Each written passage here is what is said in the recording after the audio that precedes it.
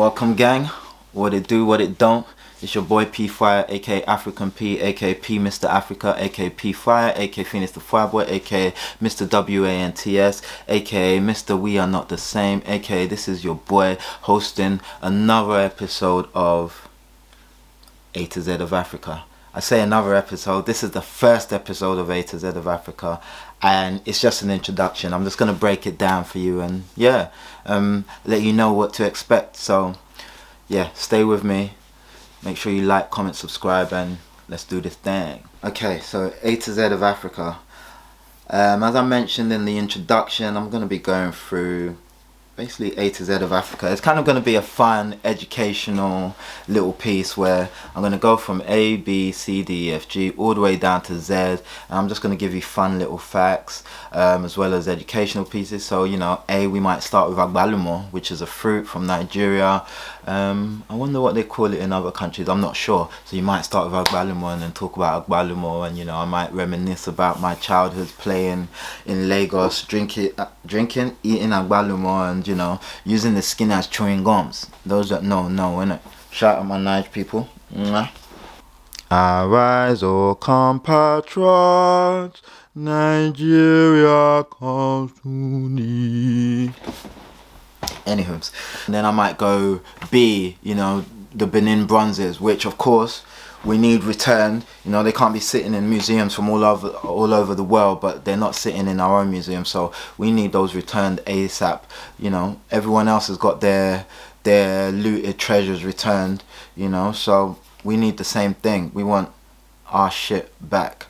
So going from there all the way over to Z, which might be Zimbabwe, you know, we'll start talking about Zimbabwe. There's a lot to talk about. The country, the things they've been through, life after Mugabe, etc, etc. So A to Z of Africa, I just want to use it as a learning ground for myself as well as you guys. So I'm going to be doing research because I know bits about Africa, but really and truthfully I don't know much about Africa. Even though I'm African, I don't really know much. So this is going to be a great piece for me to learn more about Africa, learn more about certain cultures, learn more about certain histories. And I'm not really trying to dwell into the colonial history that we're all aware of. Of course we'll touch on that, but that's not what this is about. It's more about uplifting Africa and showing Africa for what it is and what it used to be as well. So as much as I might skate over and touch those topics, I'm really, like I said, about uplifting Africa and letting people know a different side of Africa rather than the often, you know, what's the English I'm looking for? Rather than, you know, pushing the same old narratives that have been pushed for however many of years. So yeah, that is what this is really about. And again, like I said, I'm looking to learn a lot of stuff as well. So, you know, like I said, you could ask me what's the capital of, I don't know. I thought of 4 countries and I actually knew the capital, so my point wasn't made very well. But you could ask me the capital of Guinea-Bissau, for example. I don't know what the capital of Guinea is. So, you know, really it's that kind of thing. I wanna be learning about these things, and it's not just capital, it's more about, you know, people, histories, you know, who are the kings, who are the great kings and queens of Africa, what's the most eaten food in Africa, you know, people going back home to Africa from the diaspora like myself and going to try and make a name and not being scared or put off by the narratives that they've been pushed over the years, and actually going there and taking their skills and their networks with them, and then building new futures, or, you know, setting up new things. So this is the kind of thing that we want to be talking about. Again, we want to push the narrative of there's so much going on. Africa is wealthy. It's a beautiful place. You know, you got smart people, you got beautiful people, you got just resources galore. You've got beautiful scenery. You know, everything you could want is in Africa, and I think people need to understand that, and not other people, because other people understand that everything you want is in Africa. That's why they're going there and sort of trying to, you know, finesse Africa and filter out all our stuff and move it over to their shores, which they've been doing for hundreds of years. You know, so I think Africans and people in the diaspora need to understand that it's more than just, you know, a bit of sunshine and a lot of black people. There's opportunity there. There's so much opportunity, and as long as you can navigate your way through, you could benefit from those opportunities. And again, you could take and make opportunities there, which is more importantly, it's not about people just going to Africa and raping the resources. And that could be from people like me going there and, you know, just going to find a wife and then coming back home and never stepping back in Africa again, you know. Or it could be, you know, like the other people, like Chinese government going in and, you know, setting up shop and then not allowing Africans into those shops. You know, it's all of these things that we as Africans need to be aware of, and we need to kind of really put a stop to and really start trying to crack down on. And, you know, I think there's a lot for African governments to do to understand that their people are the most important. It's not about foreign investment and, you know, hey, they've invested, so therefore we can allow them to do A, B, C, D. That's not what it's about. And, you know, it seems like too many governments are happy to take the money and not put any safeguards for the actual indigenous people, you know. Meanwhile, their Swiss bank accounts are building and growing, and everyone's living a sweet life in their family. Meanwhile, normal Africans are having to put up with bullshit from non-indigenous people coming into their countries and telling them, hey, you can't work here, or you can't do that, or you can't sit here or eat. Like, what the fuck is that about? That should never be allowed. Definitely not. So yeah, like these are the kind of things that, again, I want to talk about. So that's more empowerment. It's not about them, it's about us, you know. I like that. It's not about them, it's about us. It's about us as a people, and what do we want for ourselves, you know. Are we going to continue to, you know, be downtrodden, or are we going to step up and say, actually, we don't really need you. You know, we could, you know, Africa that could actually get together, pay off world debt and, sorry, not pay off world debt, pay off African debt, and then start from scratch. It would take a concerted effort from every African country, but I think it's possible. The resources are there. Some may have to pay over the odds because obviously some countries are richer than others, but I think for the United States of Africa, it's worth it, you know. And it's just that I think a lot of people in power, still the old guard, a lot of old people, listen, I beg, put the money for my account and then you can do what you want. My family is fine. It doesn't matter about the people. We need to stop them kind of people, you know.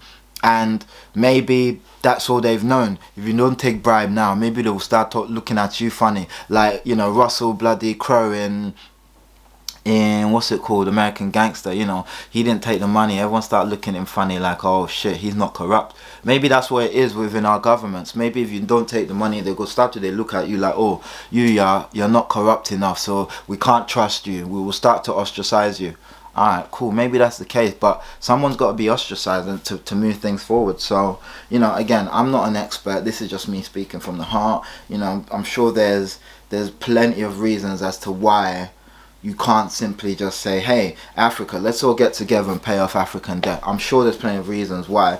No doubt, most of those reasons are the fact that the banks who are collecting interest don't want that to happen. However, internally, there's got to be a way that we can make that happen.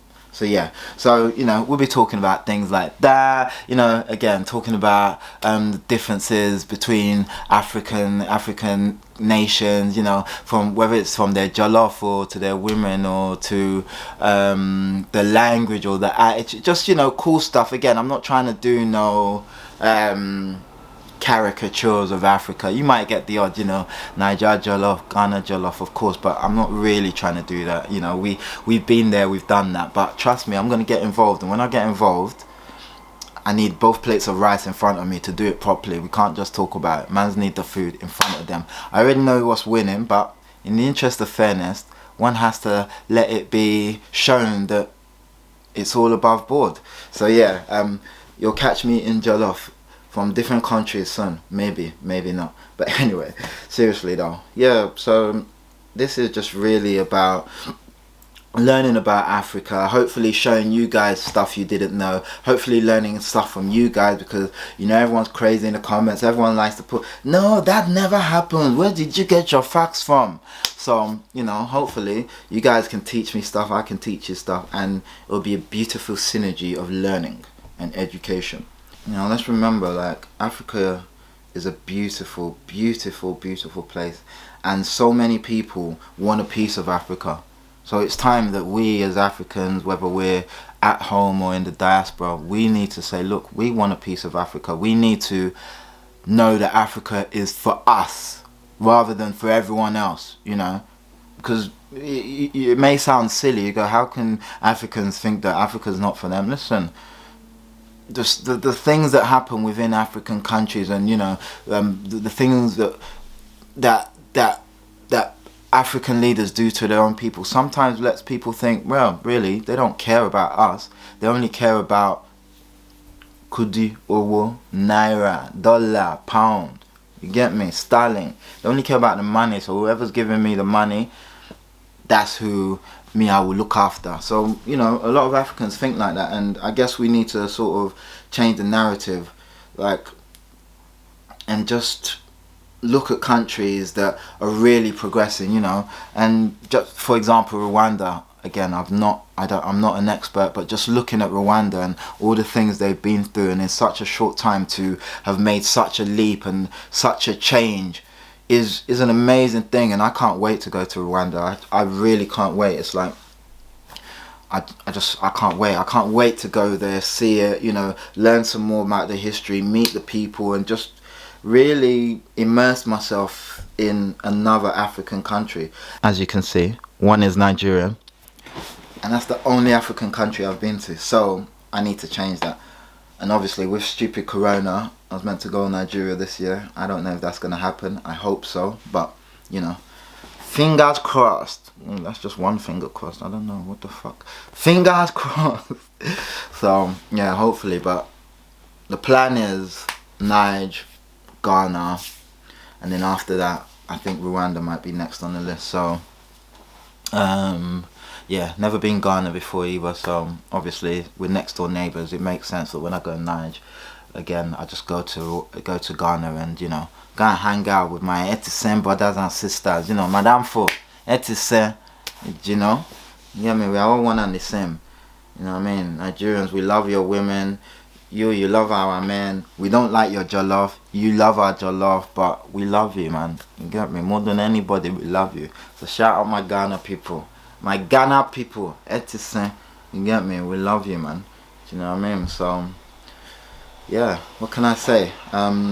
This has been the introduction to A to Z of Africa. Hopefully you've got a nice feel for what this segment's going to be about. And again, like I said, it's a learning piece, so I'm going to be learning, you're going to be learning, we going to be learning, you know what I mean? It's a learning thing. So I beg my people, make sure you they like, make sure you they subscribe, make sure you they comment below, alright? You get me? Because without you lot, boy, I'm just talking to a camera doing nothing. And you know, I want to engage, I want to, you know, start having conversations, you get me? So anyway, my people, you get me? Mokinyo. Thank you for watching. Like I said, A to Z of Africa. Join me on the first real episode, and yeah, hopefully we get this shit popping and we start learning. Shogbo. I do well. Take care. Mama Marie later.